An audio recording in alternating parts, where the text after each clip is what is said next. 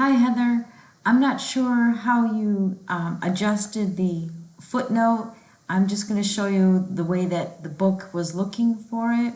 So if you hover down underneath the dividing line for the footnote and right click in the footnote, choose style, and then you'll click modify, and this is where you would change the size to 12 and then double space, and then you would click format, choose paragraph, and then you would choose first line indent, and it's automatically a 1/2 inch, and then you would see your sample down at the bottom in the preview. Click OK, OK, and apply.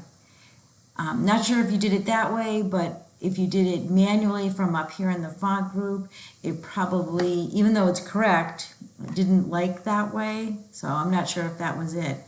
I hope this was helpful. Thanks, Heather.